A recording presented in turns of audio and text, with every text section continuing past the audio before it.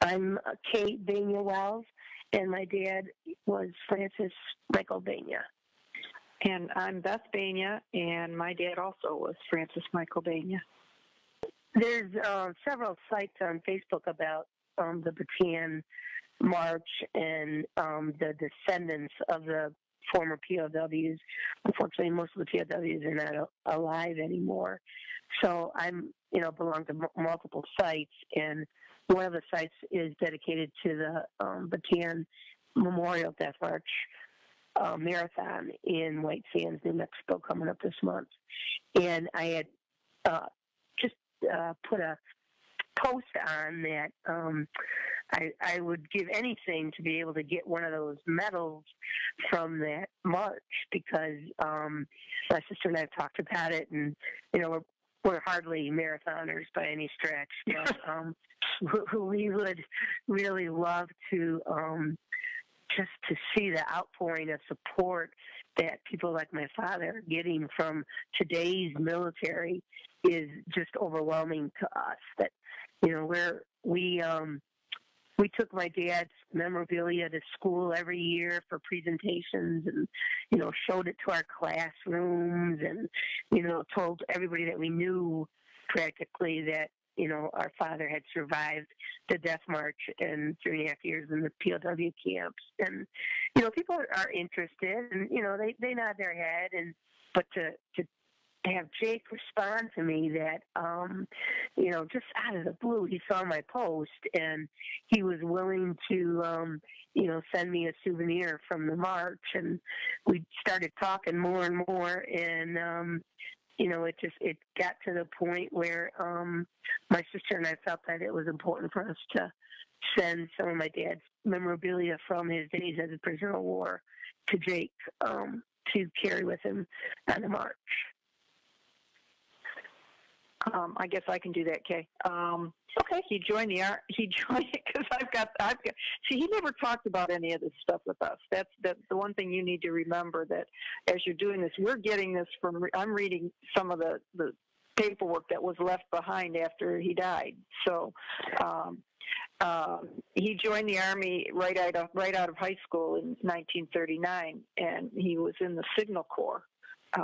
Made a lot of really good friends there, and they all ended up in Bataan when Pearl Harbor was bombed. So they were already in the Philippines when Pearl Harbor happened. And as part of the Signal Corps, they put up phone lines, and he fixed radios and switchboards and that kind of stuff. As when he was discharged, according to the paperwork that I've got, he was a wire chief for telephone and telegraph, and that was after the war, after he had come home. But that's what he did.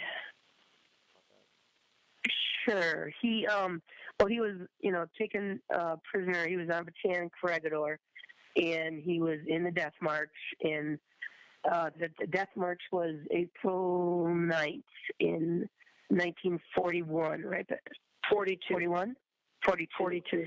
And what that involved was, unfortunately, the prisoners of war were forced by the Japanese to march 65 miles with really essentially no water, no food. 1,000 American military were died just on the march. People were beheaded. People were stomped to death. They were buried alive. And, my dad was witness to all of that as one of the survivors. And after the 65-mile march in the heat in the Philippines, then they were forced into metal boxcars and taken in the metal boxcars. They were like literally shoulder to shoulder, and they were taken to a prison camp called O'Donnell. Was the first prison camp that he was at. We really don't know the exact dates, how long he was at each camp per se. Yeah. But he ended up at, I believe, 5 different prison camps over the 3.5 years that he was prisoner. And essentially the conditions in each camp got worse. They ate anything that they could find to eat, mice, you name it, anything that they could find. They had no meat in their diet. They were given, one rice ball a day. They had every disease imaginable, from amoebic dysentery to malaria to beriberi. My dad had multiple fractures from beatings, and they were forced to, work at these camps for the Japanese, and they were essentially their slaves.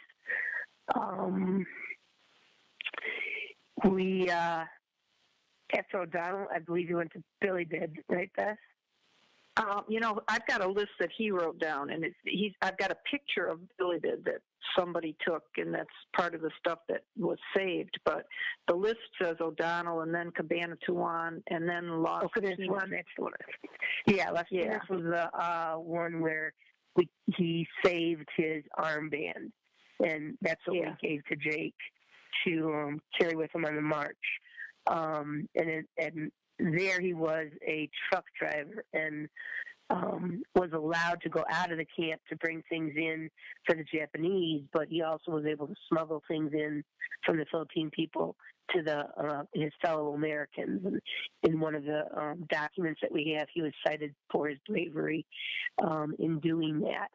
I think he did better than a lot of them because he was so young.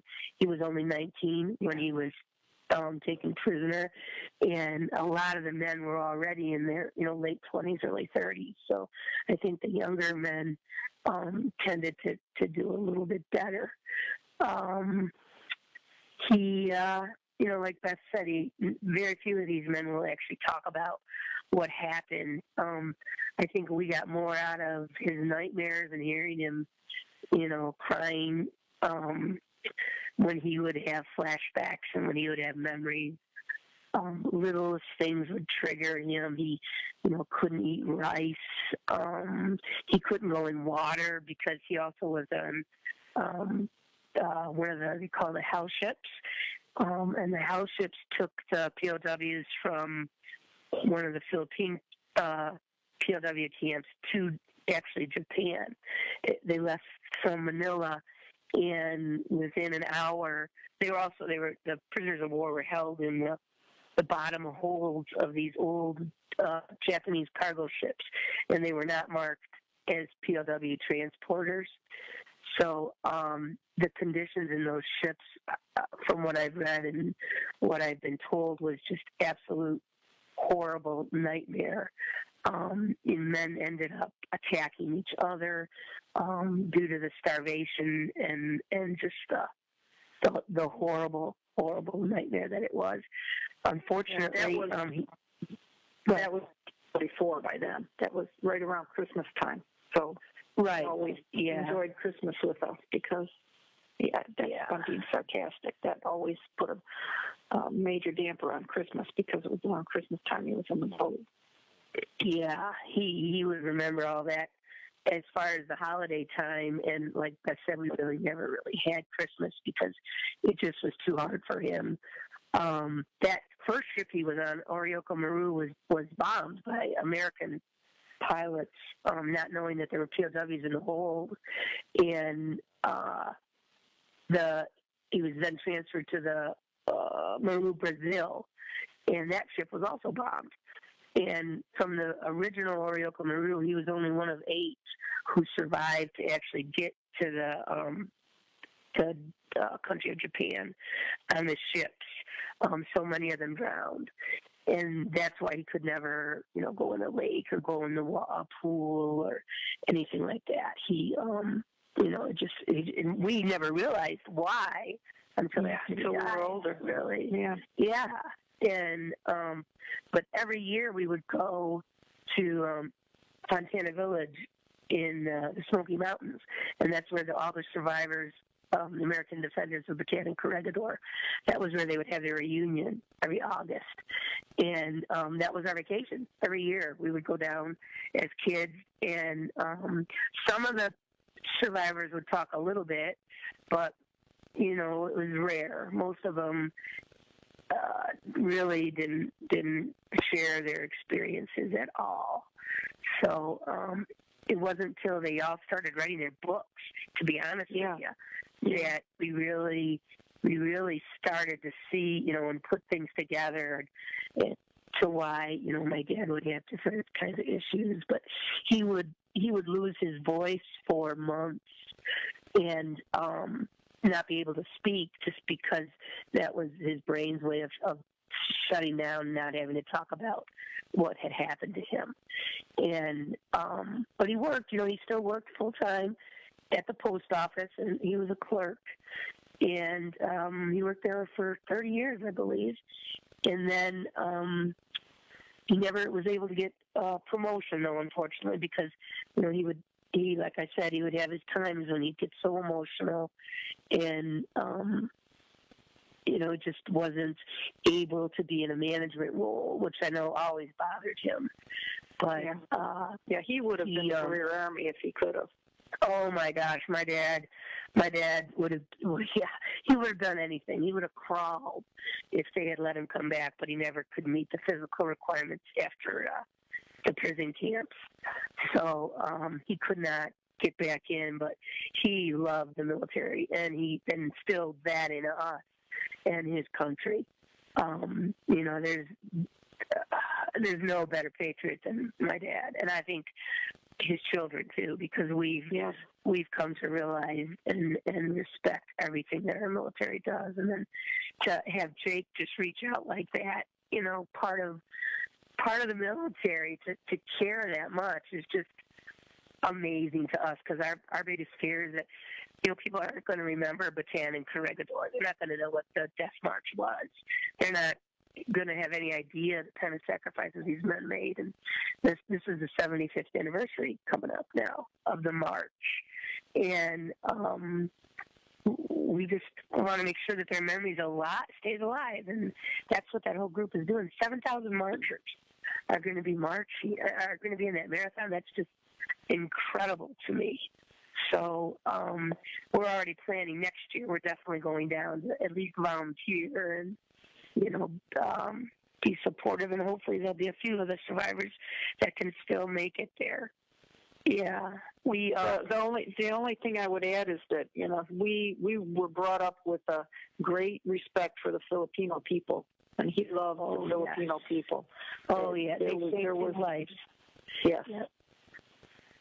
Yeah, the Filipino people, without them, the American POWs would never have come home. None of them would have, because they risked their lives, the women and the children, to try and sneak stuff in to the camps for the POWs.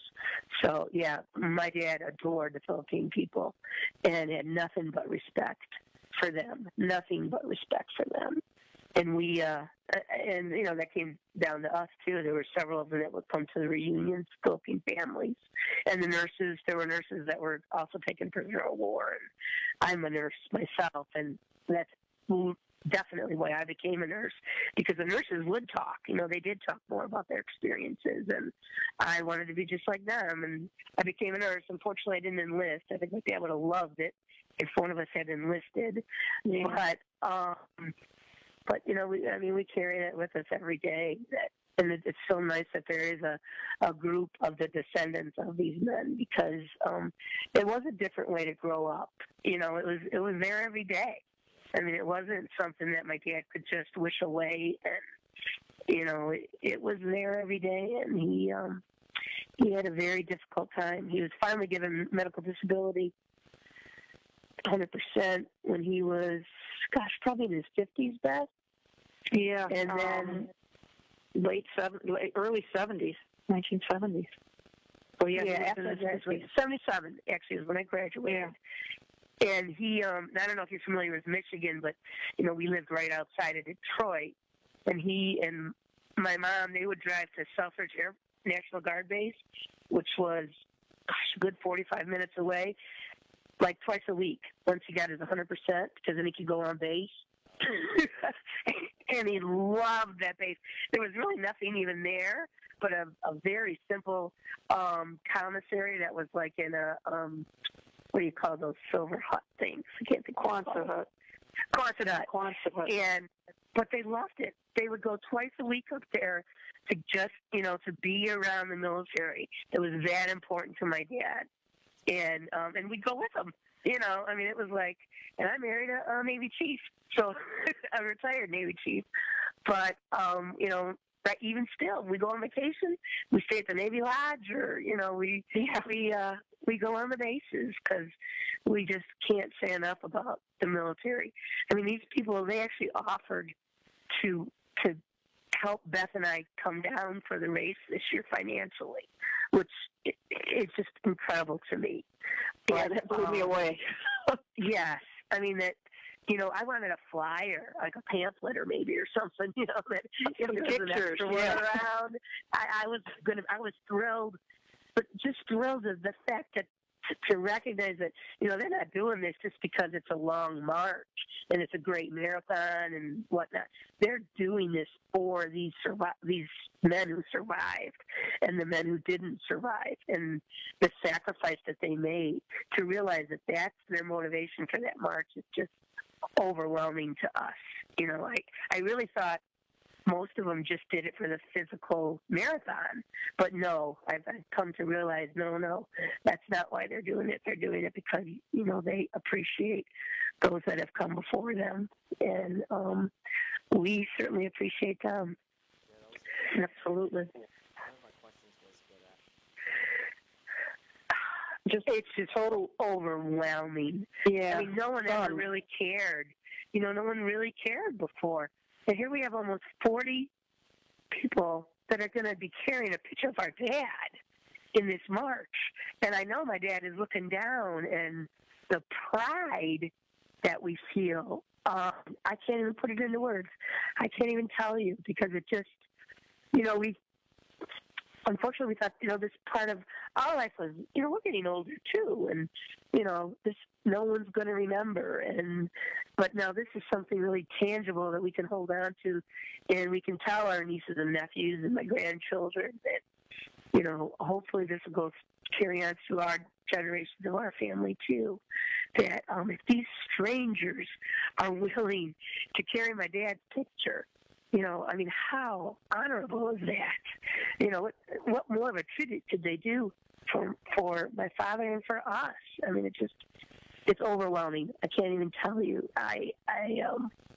It's just overwhelming. Just after one little Facebook post, and it's just, Just the fact that we're talking to you now is, I know, mind-blowing. I mean, it's like one more person finds out about, what these people went through, and, it just, I don't know, it just totally, our faith in God and our faith in our military, our faith in our great country, we keep hearing all this stuff about how it's all going downhill, and no, it's not. Our country is just amazing, and if people would just stop and realize what kind of people we have and what we're made of and where we've been, I hate to get preachy, but it's amazing to me. It's just amazing to me that people would care this much.